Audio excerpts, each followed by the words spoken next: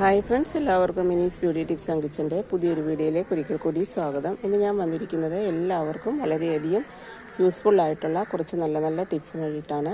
ആ ടിപ്സൊക്കെ എന്തൊക്കെയാണെന്ന് നമുക്കൊന്ന് വീഡിയോയിലേക്ക് പോയി നോക്കാം. അപ്പോൾ എന്നത്തെയും പോലെ നിങ്ങൾക്ക് ഈ ഒരു വീഡിയോ യൂസ്ഫുൾ ആണെന്ന് തോന്നുന്നുണ്ടെങ്കിൽ ഒന്ന് മറക്കാതെ സബ്സ്ക്രൈബ് ചെയ്ത് സപ്പോർട്ട് കൂടി ചെയ്തേക്കണേ. വീഡിയോ ഇഷ്ടപ്പെട്ടാൽ ഷെയർ ചെയ്യാനും ലൈക്ക് ചെയ്യാനും കമൻറ്റ് ചെയ്യാനും മറക്കരുത്.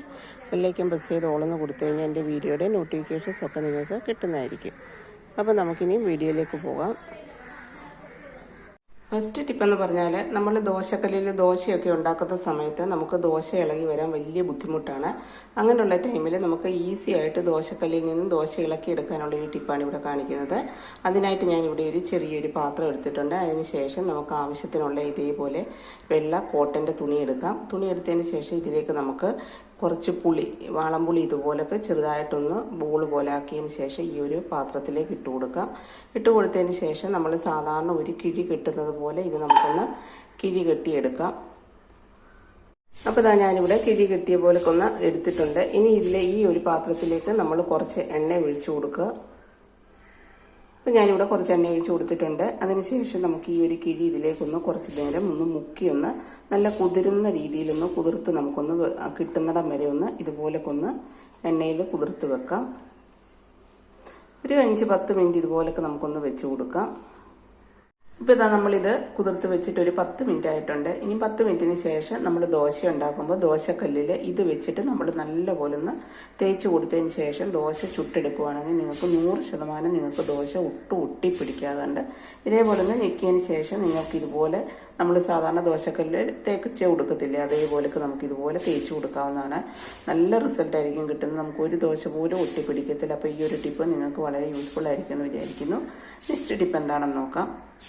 നമ്മൾ സാധാരണ ചീരയൊക്കെ വാങ്ങിക്കഴിയുന്നുണ്ടെങ്കിൽ നല്ല ഫ്രഷ് ആയിട്ടായിരിക്കും നമുക്ക് കിട്ടുന്നത്. പക്ഷെ നമ്മൾ വീട്ടിൽ കൊണ്ടുവന്നൊരു 2 ദിവസമൊക്കെ നമ്മൾ ഫ്രിഡ്ജിനകത്ത് വെച്ച് കഴിഞ്ഞാൽ ഈ ഒരു ചീര പെട്ടെന്ന് വാടിപ്പോവും. വാടിപ്പോയി കഴിഞ്ഞാൽ നമുക്കത് അരിയാനും ഒക്കെ വളരെ ബുദ്ധിമുട്ടാണ്. അതിൻ്റെ ആ ഒരു ടേസ്റ്റും നമുക്ക് കിട്ടത്തില്ല. അപ്പോൾ പെട്ടെന്ന് അങ്ങനെ വാടിപ്പോവാതിരിക്കാനുള്ള ഒരു ടിപ്പാണ്. ഇങ്ങനെ ചെയ്ത് കഴിഞ്ഞാൽ എത്ര ദിവസം കഴിഞ്ഞാലും നമ്മുടെ ചീര നല്ല ഫ്രഷ് ആയിട്ടിരിക്കും. അതിനായിട്ട് നമുക്ക് വേണ്ടത് ഇതേപോലെയുള്ള ഒരു പ്ലാസ്റ്റിക് കവറാണ്. ഇതേപോലെ ഒരു പ്ലാസ്റ്റിക് കവർ എടുത്തതിന് ശേഷം നല്ലപോലെ ചീരയെല്ലാം കഴുകി വെള്ളമൊക്കെ കളഞ്ഞതിന് ശേഷം നമുക്ക് ഈ ഒരു പ്ലാസ്റ്റിക് കവറിലേക്ക് ആക്കി വെക്കാവുന്നതാണ്.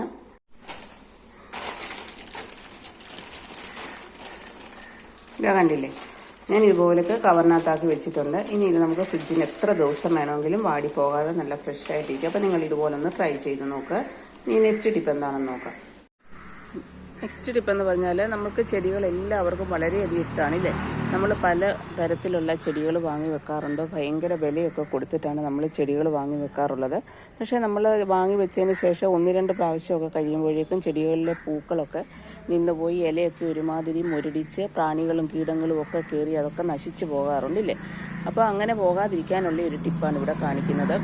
സാധാരണ നമ്മൾ കെമിക്കൽ ചേർന്ന വളങ്ങളൊക്കെ മേടിച്ച് നമ്മൾ ചെടികളിലൊക്കെ അടിച്ചു കഴിയുന്നുണ്ടെങ്കിൽ ആ മണ്ണിനും ചെടിക്കും ഒക്കെ വളരെയധികം ദോഷകരമാണ്. അതുപോലൊക്കെ തന്നെ നമ്മൾ പച്ചക്കറികളൊക്കെ നമ്മൾ നട്ടു വളർത്തുന്നുണ്ടെങ്കിൽ അതുപോലെ മുളക്, തക്കാളി, വഴുതനങ്ങ, വെണ്ടയ്ക്ക ഇതൊക്കെ നമ്മൾ നട്ട് കഴിയുമ്പോൾ അതൊക്കെ 1-2 ട്രിപ്പൊക്കെ നമുക്ക് കിട്ടും, കായ്കളൊക്കെ നല്ല പോലെയൊക്കെ. അതിന് ശേഷം ഇതൊന്നും നമുക്ക് കിട്ടത്തില്ല, എല്ലാം മുരടിച്ച് പോകാനുള്ള ചാൻസസ് ഉണ്ട്.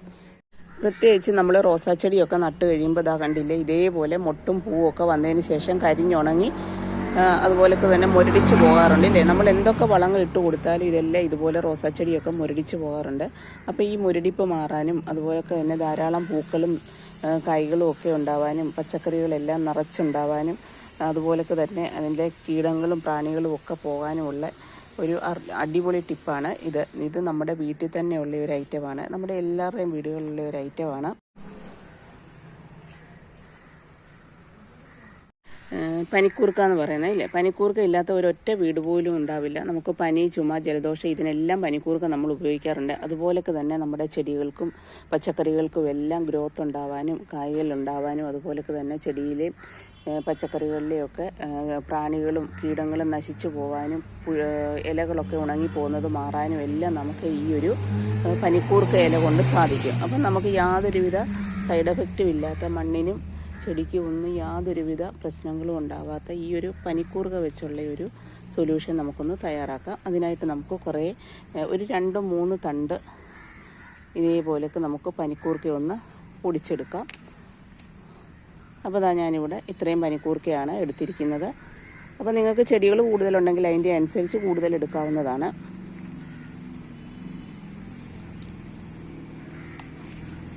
അപ്പോൾ ഇതാ ഞാൻ ഇത്രയും എടുത്തിട്ടുണ്ട്. അപ്പോൾ ഇതാ ഞാനിവിടെ എടുത്തു വെച്ചിരുന്ന പനിക്കൂർക്ക എല്ലാം ഒന്ന് മുറിച്ച് വെച്ചിട്ടുണ്ട്. തണ്ടോട് കൂടി തന്നെ നമുക്ക് എടുക്കാം. പിന്നെ നമുക്ക് വേണ്ടത് ഒരു സവാളയാണ്. ഒരു ചെറിയ സവാളയും ഞാനിവിടെ എടുത്തിട്ടുണ്ട്. അതിനുശേഷം നമുക്കിത് സവാള ഒന്ന് കട്ട് ചെയ്തു. അതുപോലെ തന്നെ ഈ ഇലയും നമുക്ക് കുറച്ച് വെള്ളവും കൂടി ഒഴിച്ചിട്ട് നല്ലപോലെ മിക്സിയിലൊന്ന് അരച്ചെടുത്തുകൊണ്ട് വരാം. സവാള കട്ട് ചെയ്യുന്ന സമയത്ത് ഇതുപോലെ ചെറുതായിട്ട് തൊലി ഇരുന്നാലും കുഴപ്പമില്ല. തൊലിയോട് കൂടി തന്നെ ആദ്യത്തെ ഒരു തൊലി കളഞ്ഞതിന് ശേഷം ഇതുപോലെ ചെറുതായിട്ട് തൊലിയോട് കൂടി തന്നെ വേണേലും നമുക്ക് അരച്ചെടുക്കാവുന്നതാണ്. അപ്പോൾ ഇതാ ഞാനിവിടെ നിന്ന് അരച്ചെടുത്തുകൊണ്ട് വന്നിട്ടുണ്ട്. ഇനി ഇതിലേക്ക് നമുക്കൊരു 2 ഗ്ലാസ് വെള്ളവും കൂടി ഒന്ന് ചേർത്ത് കൊടുക്കാം. ഇത് ഡയറക്റ്റ് നമ്മൾ ചെടികളിലൊന്നും ഒഴിച്ചു കൊടുക്കത്തില്ല. അതുപോലെ തന്നെ എത്ര പൂക്കുകയും കായ്ക്കുകയും ചെയ്യാത്ത പച്ചക്കറികളും ചെടികളും എല്ലാം നല്ല രീതിയിൽ നമുക്ക് യാതൊരുവിധ കെമിക്കലും ചേർക്കാത്ത നാച്ചുറൽ ആയിട്ടുള്ള ഒരു റെമഡിയാണിത്. അപ്പോൾ ഞാനിവിടെ 2 ഗ്ലാസ് വെള്ളം കൂടെ ഒഴിച്ചതിന് ശേഷം ഇതൊന്ന് അരിച്ചെടുത്തിട്ടുണ്ട്. ഇനി ഇത് നമുക്കൊരു സ്പ്രേ ബോട്ടിലേക്ക് ആക്കാം. അപ്പോൾ ഞാൻ ഫസ്റ്റിൽ ഇവിടെ സ്പ്രേ ചെയ്ത് കൊടുക്കാൻ പോകുന്നത് നമ്മുടെ മുളകാണ്. 2-3 ട്രിപ്പ് മുളകൊക്കെ ഉണ്ടായതിന് ശേഷം പിന്നീട് ഇത് മുളകൊന്നും ഇല്ലാതെ കൊണ്ടിരുന്ന സമയത്ത് ഞാൻ ഇതുപോലെ ആഴ്ചയിൽ ഒരു പ്രാവശ്യമൊക്കെ ഇതേപോലൊക്കെ ഞാനൊന്ന് സ്പ്രേ ചെയ്ത് കൊടുക്കാറുണ്ട്. അതിനുശേഷം വീണ്ടും ഇതാ മുളകൊക്കെ ആയി തുടങ്ങിയിട്ടുണ്ട്. നമുക്ക് ഫസ്റ്റിൽ ഇതിലൊന്ന് സ്പ്രേ ചെയ്ത് കൊടുക്കാം. ഇതാ കണ്ടില്ലേ, ഞാനിപ്പോൾ സ്പ്രേ ബോട്ടിൽ ഇല്ലാത്തത് കാരണം ഇതേപോലൊരു കുപ്പിയിലേക്കാണ് ഞാൻ ആക്കിയിരിക്കുന്നത്. നിങ്ങൾക്ക് സ്പ്രേ ബോട്ടിലുണ്ടെങ്കിൽ അത് ഉപയോഗിക്കാവുന്നതാണ്. ഇതാ കണ്ടില്ലേ, ഞാൻ മുളകൊക്കെ നന്നായിട്ട് കീടങ്ങളൊന്നുമില്ലാതെ ഇലയൊന്നും പൂക്കളും ഒന്നും പൊഴിഞ്ഞു പോവാതെ അതുപോലൊക്കെ തന്നെ വാടി പോവാതെയൊക്കെ ഇരിക്കാൻ ഇത് വളരെയധികം നല്ലതാണ്.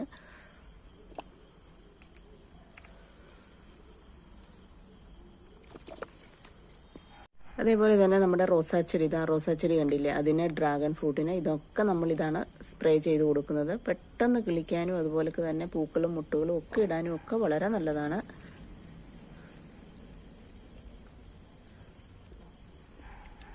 ഇതേപോലെ സ്പ്രേ ചെയ്ത് കൊടുത്താൽ മതി.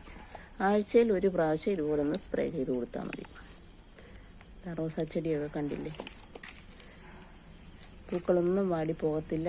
മുട്ടിലും ഒക്കെ നമുക്ക് ഇതുപോലെ സ്പ്രേ ചെയ്ത് കൊടുക്കാവുന്നതാണ്. അപ്പോൾ നിങ്ങളെല്ലാവരും ഇതുപോലെ ഒന്ന് ട്രൈ ചെയ്ത് നോക്കുക. അതായത് ഒഴിച്ചതിന് ശേഷമാണ് നല്ലപോലെ മുട്ടുകളൊക്കെ ഉണ്ടായിട്ടുണ്ട് റോസാച്ചെടിയിൽ.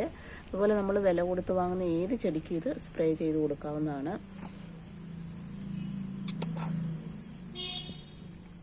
പച്ചക്കറികളും അതുപോലെ തന്നെ ചെടികൾക്കും മാത്രമല്ല, അതുപോലെ തന്നെ മുരിങ്ങയൊക്കെ ഉണ്ടാവുമല്ലോ. നമ്മൾ മുരിങ്ങയൊക്കെ ഇതുപോലൊക്കെ നമ്മൾ നട്ട് കഴിഞ്ഞാൽ കണ്ടില്ലേ, പെട്ടെന്ന് കായ്ക്കത്തില്ല. അപ്പോൾ കായ്ക്കാനും ഇതിൻ്റെ ചുവട്ടിലൊക്കെ ഇതേപോലെ നമുക്കൊന്ന് സ്പ്രേ ചെയ്ത് കൊടുത്താൽ മതി. ഈ ഒരു ഇലയുടെ ആ ഒരു സൈഡിലും ചുവട്ടിലും ഒക്കെ നമുക്ക് ഇതുപോലൊക്കെ ഒന്ന് സ്പ്രേ ചെയ്ത് കൊടുത്തു കഴിഞ്ഞാൽ മുരിങ്ങയ്ക്കൊക്കെ പെട്ടെന്നുണ്ടാവും. അതുപോലെ നമുക്ക് പാഷൻ ഫ്രൂട്ട്, ഇതാ കണ്ടില്ലേ, പാഷൻ ഫ്രൂട്ടിൽ ഇലയൊക്കെ കീടങ്ങൾ നശിപ്പിക്കാതിരിക്കാൻ വേണ്ടി ഇലയിൽ നമുക്കിതുപോലെ സ്പ്രേ ചെയ്ത് കൊടുത്താൽ മതി.